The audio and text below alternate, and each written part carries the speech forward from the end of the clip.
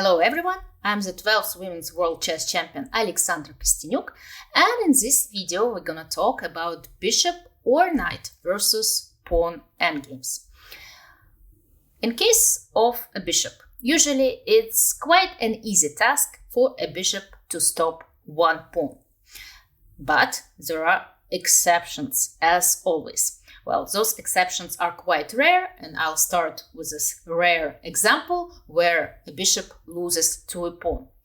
This endgame is from a study. It's white to move, and surprisingly, white wins. Because after king to e4, white stops the bishop from the square e3, where it can stop the pawn, and surprisingly, there is no way this bishop can be in time to stop the a5 pawn.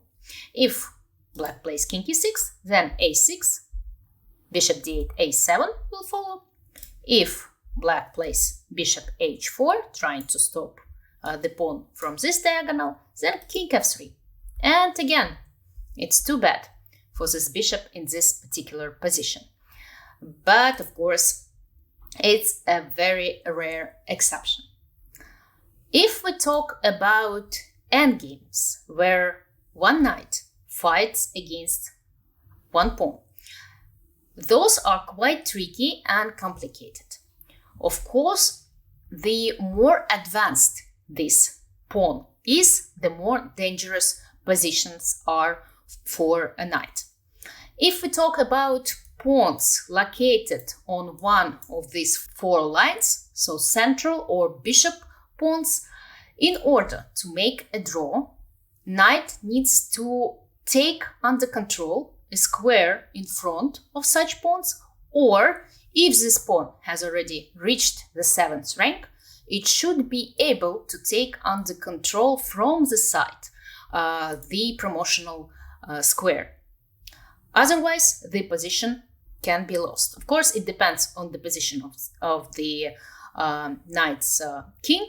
But, for example, in this particular situation, if the knight goes to d6 and trying to give a check and take under control the promotional square like this, the position is lost because king d7 follows, knight c4, trying to use this fork trick that we're gonna see quite often in this kind of endgames. But unfortunately for the knight, it doesn't work because king c6, knight e5, king d5, there are no more fork tricks. And then I saw knight d7 and got scared, but in this particular case, c8, queen wins the game. So in order to save the game, the knight should take under control this square from the side.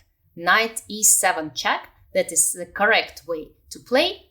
And the idea is that after king to d7, knight d5 attacks the pawn, and if the pawn promotes, c8 pawn, c8 queen, knight b6 check, fork, and a draw. After king c6, knight takes c7, also saves the game. That's how the things are against central pawns. If we talk about knight's pawns, the closer the pawn to the side of the board, the more dangerous it is for the knight. So against a 7th rank pawn, the knight should be in front of the pawn, should be able to blockade it. But in this particular situation, we see that white's king stands here, no knight, and thus this position is winning for the pawn. Although it's quite tricky, and in order to win, white needs to play very precisely. For example, king c7 gives only draw because of this wonderful knight d3 move. Sometimes knights are really doing magic. They go away and suddenly they're just in time to save the game. After b7, knight c5 saves the game. Already familiar for us fork trick. b8, queen, knight a6. If the king goes to c6 trying to take control of the c5 square, then knight e5 check. If the king goes to d5, then the knight just in time to go to b8, and thus make a draw. The knight now is in front of the pawn, thus, as we know, the position is drawn. If the king goes to c7, we already had the same position, knight d3, saves the game. So in order to win, white needs to play b7, and white wins. For example, after knight c6, king c7, knight b4, king b6, knight d5, king a5, knight e7, king b5. Very beautiful maneuvering, but it leads white to winning. If black gives check to d7, as we might remember, king to c7 leads just to a draw because of knight c5 and this fork trick. So in order to win, white needs to play king c8, and that's what makes a difference between the knight and the bishop pawn. There is no way for black's knight to go to the left side after the a file, and the position is lost for black. If we move the pawn even further to the side of the board, for the side pawn, the knight draws against a 6th rank rook's pawn if it's in time to get to this safe circle. Only via g4 it saves the game. If it goes to f3, the position is lost because black plays king to g2, knight h4, king f2, and there is no way for this knight to stop this pawn. But if in the starting position white plays knight g4, the knight is just in time and gets in time to this safe circle. King g3, knight e3, after h2, knight f1 follows. In case of king f3, knight f1, and there is no way black can force the knight out of this circle. King g2, knight g4, and so on and so on. In the cases where this knight fights against the pawn, the side pawn that is located on the 7th rank, it cannot save the game without the help of its king. But it can win the time by setting up a very beautiful barrier to the pawn's king. If we look at this position carefully, we will realize that white's king cannot step onto squares d6 or d4 because of this fork, and thus, in order to get to the knight, it needs time to go via f6, but this will give time to black to bring his king closer, and in fact, it's needed to save the game by a very beautiful stalemate. It is the only way to save the game. Another barrier that the knight can build is this one. It's a little bit similar, and again, the white king cannot step to d6 or e7 because of this fork on c8.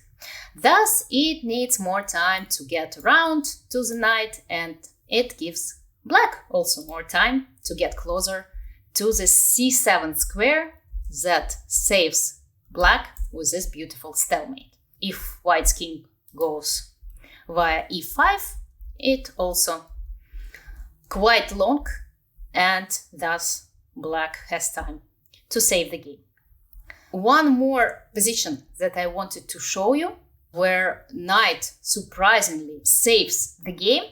I just wanted to show you that sometimes, in order to save the game, the knight doesn't need to go closer to the pawn, but in fact it goes very far away, and it's just in time to save it. So this is a very difficult study by Grigoriev.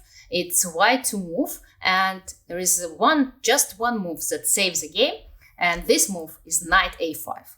You can try other moves by this knight, but it doesn't make a draw, and this one does. h4, knight c4, king f3, knight e5, and surprisingly, white's knight is just in time to get to this saving circle that we discussed a little bit before. A very beautiful study, but very hard, of course, to find in a practical game. There are rare cases where knights win, but those, of course, are exceptions, usually found in studies Let me demonstrate one study like this. It happens only if the king and the pawn are trapped in the corner. As in this example, the knight goes to b3, king a2, knight c5. The problem for black is that they have only 2 squares and they cannot really move the pawn and try to be stalemated because of this checkmate. And then the knight, doing a circle, goes to c1, taking this only square for the black king under control and thus forcing the pawn to go forward and checkmating. A very beautiful checkmate that can be found in hundreds and hundreds and hundreds of studies. And to finish with, I'm gonna show you one practical example, not a study-like example, but that's the endgame of my game from a title Tuesday. I was playing white, and as you can see, I have a knight and my opponent has a side pawn, and we know that side pawns are quite dangerous for the knight. So in order to save this game, I had to find a very beautiful maneuver by the knight and get to this and get to controlling the a2 square. That's actually the rule to remember. Knight needs to take under control one of the squares in front of the pawn, but if it's a side pawn, it should be not later than a2. And I made a very bad move. I played king g5, but after that the knight is just too far away, and after a3, a2, a1, black could have won the game. In fact, they played king b4, and I was able to save the game because my knight suddenly got to this safe circle that we discussed. And I was able to hold on and make a draw by moving my knight around, but in fact, as I said, king g5 is a losing move. And in order to save this position, I had to start moving my knight straight away, knight d7, and jump very fast as I could, to this safe circle, to c1, d3, c1, a2, b4, and make a draw like this. So yeah, this is a draw.